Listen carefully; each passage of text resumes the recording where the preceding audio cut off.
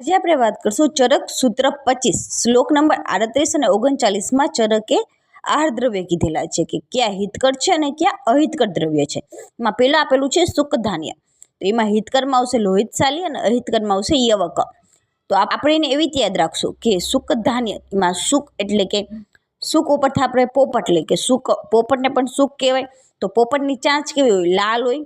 તો લાલ ઉપરથી લોહિતશાલી એ હિતકરમાં આવશે. જ્યારે યવક રહ્યું શુકના ક ઉપરથી યવકનો ક એમ, તો એ અહિતકરમાં આવશે.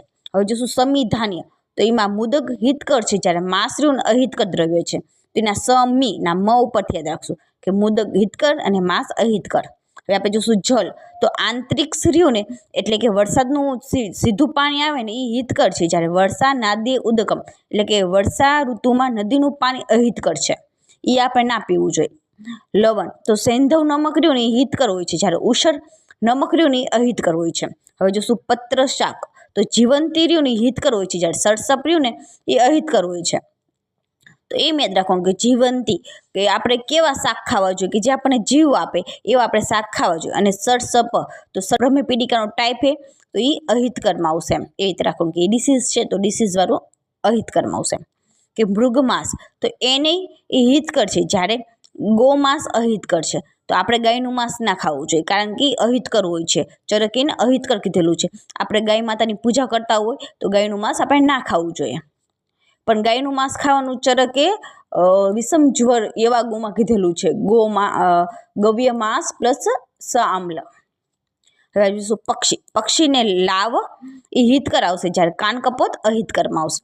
તો આપણે એને એવી રીતે યાદ રાખશું કે પક્ષીને લાવા એ હિતકર છે, એ આપણા માટે સારું છે પક્ષી લાવા. પણ કાન કપોત એટલે કે આખો દી કચ કચ બાજ કરતા હોય, અહીંથી ત્યાં ઉડ કરતા હોય, એવા પક્ષી અહિતકર છે.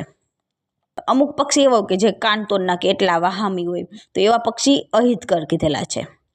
બિલેશે, તો ગોધા એ હિતકર દ્રવ્ય છે, જ્યારે મંડુક એટલે કે ડેટકો એ અહિતકર છે. તો એમ યાદ રાખવાનું કે ગોધા, આપણે નાના હોય ત્યારે એવું સાંભળ્યું કે ગોધાને ટચ કરવાથી આપણે બુદ્ધવાન થઈ જાય એમ, અમે એવું સાંભળ્યું છે. તો એ હિતકર છે, જ્યારે મંડુક એટલે કે ડેટકો કે આખા ઘરમાં ઠેકડામાં છોકરા બીવડાવે તો એ અહિતકર છે. હવે જો મત્સ્ય, તો રોહિત રહીને એ હિતકર છે, જ્યારે ચીલચીમ એ અહિતકર છે. તો ચીલચીમ એમ યાદ રાખવાનું કે જે ચક ચક ચક કરતી હોય આખો દી, એ એવી માછલીઓ આપણને ના ગમે જે ચીક ચીક ચીક ચીક કરતી હોય એવી.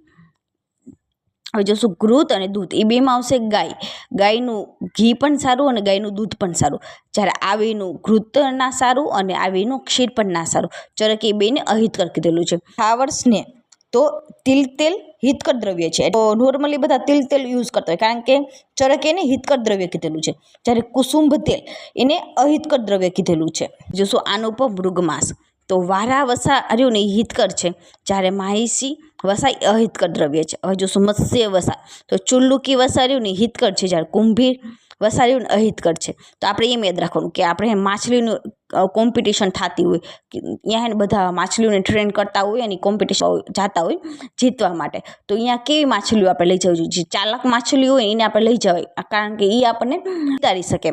પરંતુ આપણે કુંભીર વસા એટલે કે કુંભીર વસામાં એટલે કે આપણે એમ યાદ રાખવાનું કે કુંભીર પણ કુંભમાં રહેતી હોય હાવ ઇનએક્ટિવ હોય એવીને આપણે કોમ્પિટિશનમાં ના લઈ જોઈએ, એનાથી આપણે ના જીતી શકીએ. તો કુંભીર વસા એ અહિતકરમાં આવશે.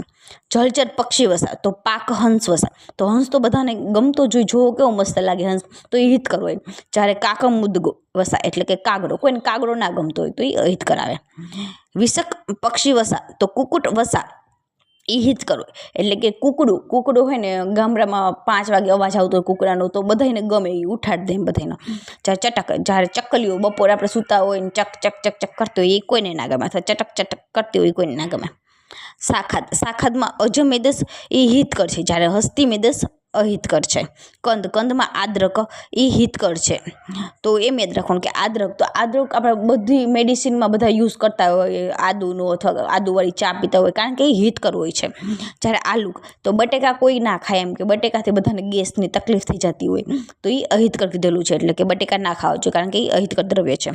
ફળ મૃદ્વિકા એટલે દ્રાક્ષ રહીને એ હિતકર કીધેલી છે અને સુશ્રુતે આમલકી કીધેલી છે.